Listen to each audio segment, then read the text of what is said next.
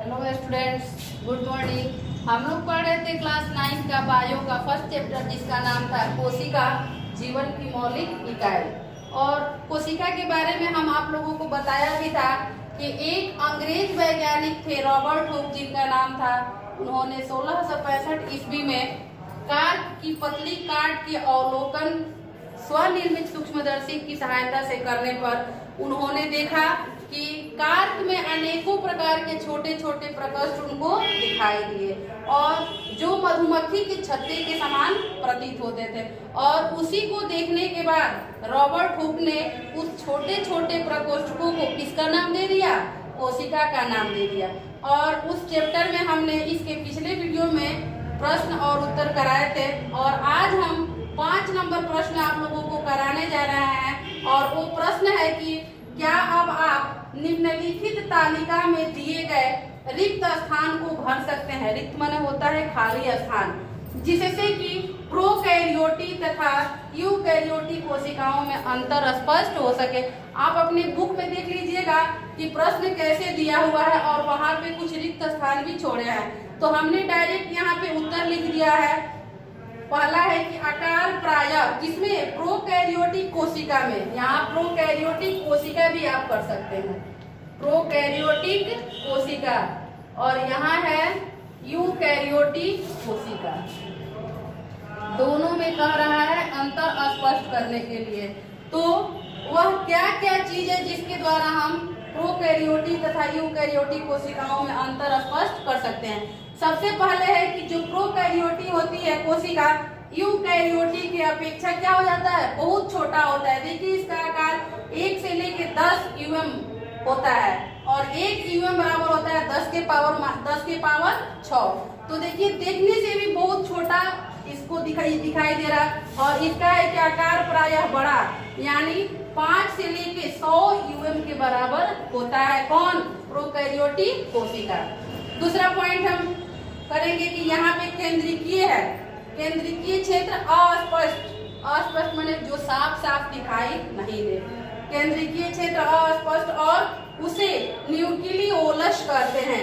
यहाँ पे बुक में जगह खाली छोड़ दिया है और यहाँ भी जगह खाली छोड़ दिया है और इस लाइन में यहाँ पे भरा हुआ है, तो इसके अनुसार इस अंतर को स्पष्ट कर सकते हैं। तो यहाँ हो जाएगा अस्पष्ट और उसे न्यूक्लियोलस कहते हैं। केंद्रीय क्षेत्र सुस्पष्ट, यानी सुस्पष्ट का मतलब होता है बढ़िया से हमें दिखाई दे देना। केंद्रीय क्षेत्र सुस्पष्ट जो चारों ओर से केंद्रीय झिल्ली से घिरा होता है। तीसरा पॉइंट देखिए, कह रहा है कि प्रोकैरियोटिक कोशिका में क्रोमोसोम की संख्या कितनी होती है? तो प्रोकैरियोटिक कोशिका में क्रोमोसोम की संख्या 1 होती है और यूकैरियोटिक कोशिका में क्रोमोसोम की संख्या 1 से अधिक होती है। चौथा पॉइंट हम देखते हैं कि झिल्ली युक्त कोशिका अंगक अनुपस्थित होता है। इसमें प्रोकैरियोटिक कोशिका में अगर आपसे कोई पूछे शॉर्ट क्वेश्चन कि किस कोशिका में झिल्ली युक्त कोशिका अंगक अनुपस्थित होता है, तो आपका जवाब क्या होगा कि प्रोकैरियोटिक कोशिका में झिल्ली युक्त कोशिका अंगक अनुपस्थित होता है। और जब हमें अंतर स्पष्ट करना है तो इसके अपेक्षा इसमें क्या हो जाएगा? उपस्थित हो जाएगा। जब एक में अनुपस्थित बता रहा है तो दूसरे में क्या हो जाएगा? उपस्थित। तो यूकैरियोटिक कोशिका में झिल्ली युक्त कोशिका अंगक उपस्थित होता है। आइए इसके बाद वाले हम प्रश्न को देखते हैं। प्रश्न नंबर 6 है कि क्या आप 2 ऐसे अंगकों का नाम बता सकते हैं जिनमें अपना अनुवांशिकी पदार्थ होता है? इस क्वेश्चन को हम करा भी दिए हैं, लेकिन अगर यहाँ दिया है तो एक बार और हम आप लोगों को इस क्वेश्चन के बारे में बता देते हैं। क्वेश्चन नंबर है 6।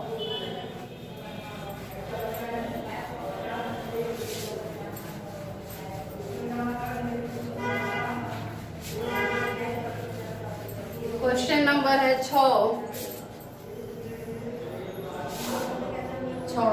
क्या आप 2 ऐसे अंगकों का नाम बता सकते हैं?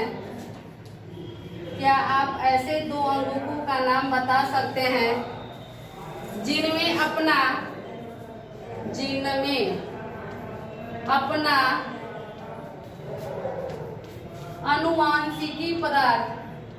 जिनमें अपना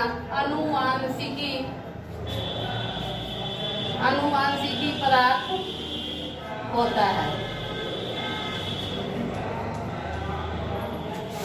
आइए इसके आंसर को लिख देते हैं। दो ऐसे अंगकों का नाम निम्नलिखित है। पहला है केंद्रक एवं दूसरा है माइटोकॉन्ड्रिया। दो ऐसे अंगकों का नाम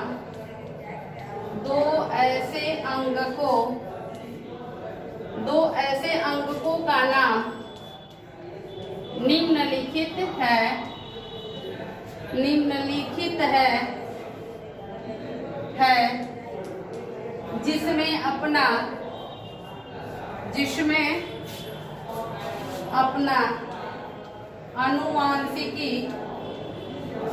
जिसमें अपना अनुवांशिकी पदार्थ होता है।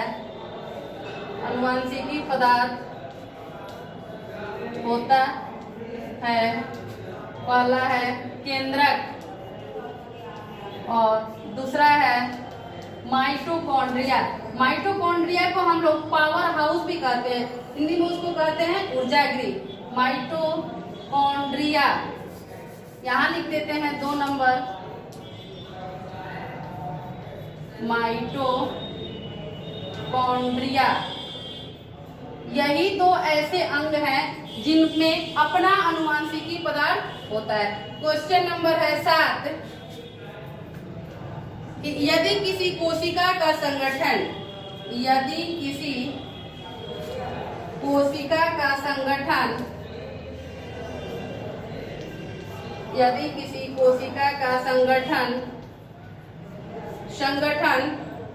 किसी भौतिक या रासायनिक प्रभाव के कारण नष्ट हो जाता है। संगठन किसी भौतिक या रासायनिक प्रभाव के कारण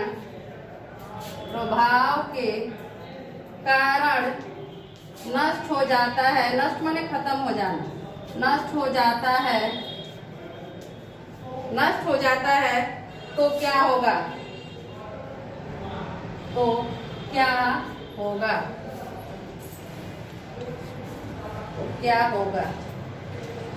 देखिए, यदि कोशिका का संगठन ही नष्ट हो जाएगा तो वह जीवित नहीं रहेगा। आइए हम समझते हैं इसके उत्तर को कि यदि किसी भौतिक या रासायनिक प्रभाव के कारण कोशिका का जैविक संगठन नष्ट हो जाएगा। यदि किसी भौतिक या रासायनिक प्रभाव के कारण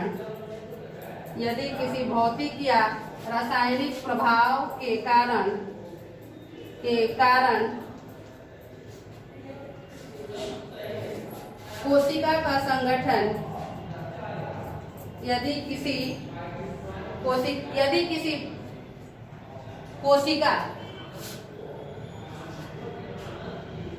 यदि किसी भौतिक या रासायनिक प्रभाव के कारण कोशिका का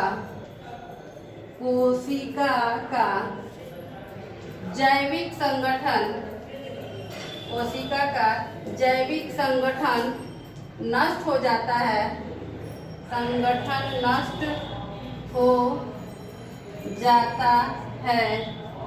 तो वह कोशिका मृत हो जाएगी। मृत माने मर जाएगी। मृत हो जाएगी। क्यों मृत हो जाएगी जी? क्योंकि हमारे शरीर की संरचनात्मक एवं क्रियात्मक इकाई क्या है?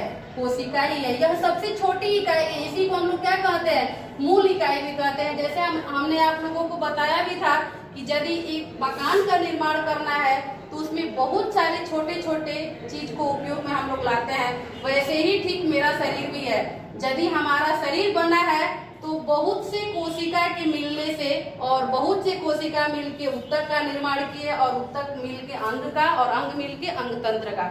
और इस सारे संगठन का जो मेन पॉइंट है वह है कोशिका।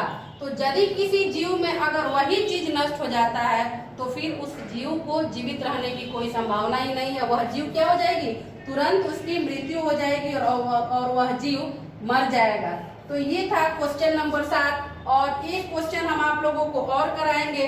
वह क्वेश्चन है कि लाइसोसोम को आत्मघाती थैली क्यों कहते हैं। आइए इस क्वेश्चन को हम देख लेते हैं।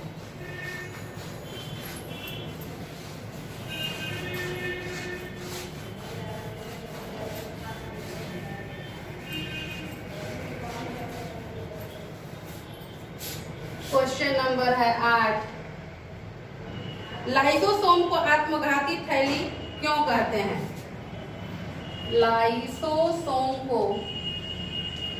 लाइसोसोम को आत्मघाती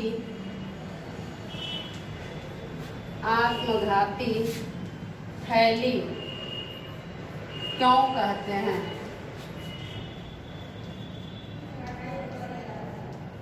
ये तो हम जानते थे कि लाइसोसोम क्या है, आत्मघाती है, लेकिन क्यों है आइए हम इसके बारे में जानते हैं। लाइसोसोम में शक्तिशाली जल अपघटनीय एंजाइम होते हैं। लाइसोसोम में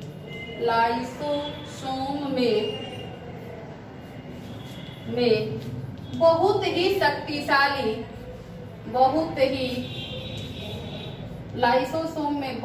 शक्तिशाली पाचनकारी एंजाइम होते हैं।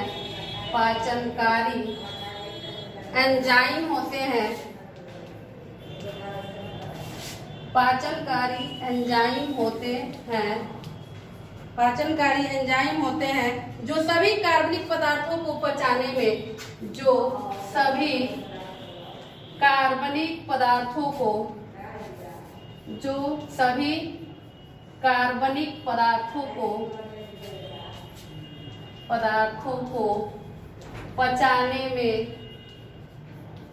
पचाने में सहायक होते हैं। जो सभी कार्बनिक पदार्थों को पचाने में सहायक होते हैं। यदि पूर्ण क्षतिग्रस्त या मृत कोशिकाओं को पूर्ण क्षतिग्रस्त या मृत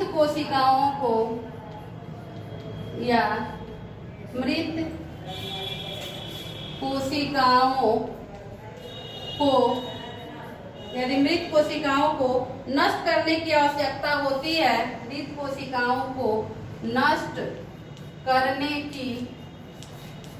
करने की आवश्यकता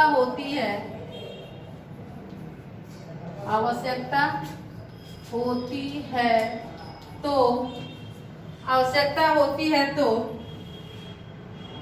वे अपनी झिल्ली तोड़कर एक बार में ही अपना झिल्ली तोड़कर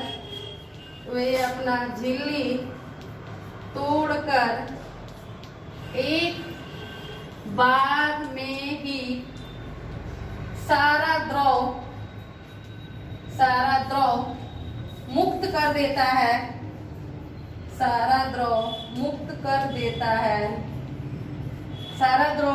देता है।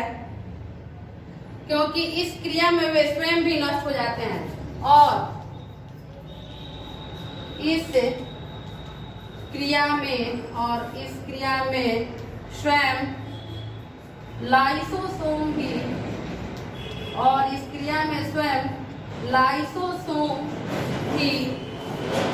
नष्ट हो जाते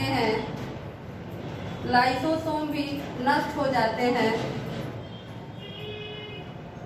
इसलिए इन्हें आत्मघाती थैली भी कहा जाता है। इसलिए इन्हें आत्मघाती थैली भी कहा जाता है।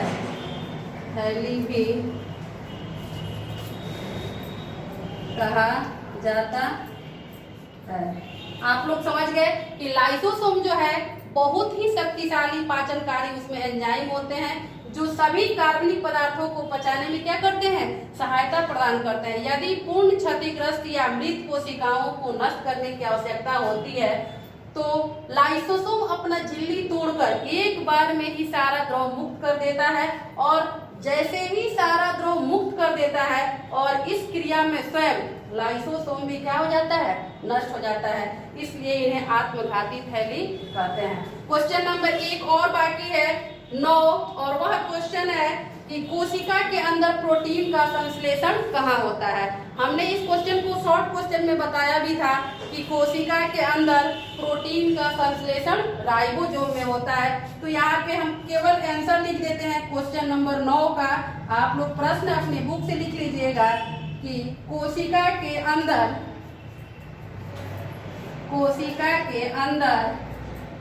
प्रोटीन का संश्लेषण